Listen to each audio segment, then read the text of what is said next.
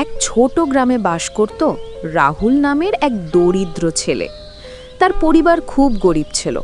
বাবা অসুস্থ, মা বাড়ির কাজ সামলাতেন, আর ছোট ভাই বোনদের খাওয়া দাওয়ার খোঁজ রাখতেন।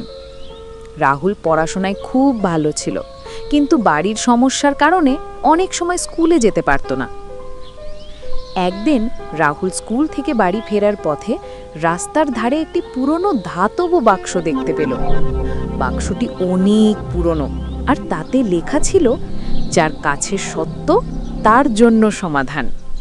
রাহুল মনে মনে ভাবতে লাগলো, কি আছে ভিতরে? এটি কি সত্যিই কোনো ধন লুকিয়ে আছে? কৌতূহলী রাহুল বাক্সটি খুলল।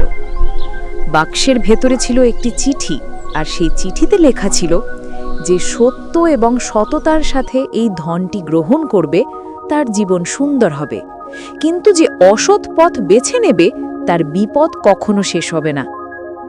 রাহুল আবার মনে মনে ভাবল, আমি কি এই স্বর্ণ নেব? যদি আমি নিই, তবে আমার পরিবার সহজে দারিদ্র্য থেকে মুক্তি পাবে। আমার পরিবারকে আর্থিকভাবে সাহায্য করতে পারব। কিন্তু সাথে সাথে তার মনে প্রশ্ন উঠল, সত্যি কি আমি স্বর্ণ নিলে ঠিক হবে? রাহুল আর কিছু না ভেবে বক্সটি নিয়ে বাড়ি ফিরে তার বাবার কাছে চিঠিটি দেখায়।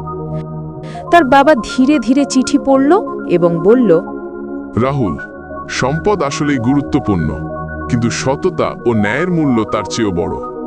যদি আমরা অসৎভাবে এগুলো ব্যবহার করি, আমাদের জীবনে সুখ আসবে না। রাহুল বলল, বাবা, আমি সত্যিই চাই আমাদের পরিবারকে সাহায্য করতে, কিন্তু আমি চাই সততার পথেই থাকি। পরের দিন রাহুল গ্রামের প্রধানের কাছে গিয়ে সব কিছু জানায়।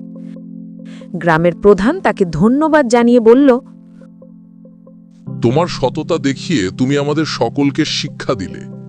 এই স্বর্ণটি তোমার জন্যই, কিন্তু তুমি যেভাবে ব্যবহার করবে তা তোমার চরিত্রকে আরো সুন্দর করবে।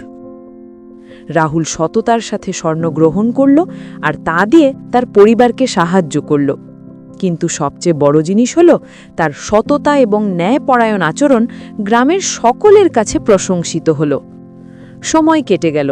রাহুল বড় হয়ে একজন শিক্ষিত এবং দায়িত্বশীল মানুষ হল। সে সব সময় মনে রাখত, অর্থ আসলে গুরুত্বপূর্ণ নয়, সত্য এবং ন্যায়ের পথে চলা মানুষের জীবনে আসল সম্পদ। সততা এবং ন্যায় কখনো হারায় না। অসৎ উপায়ে অর্জিত ধন স্থায়ী সুখ দিতে পারে না।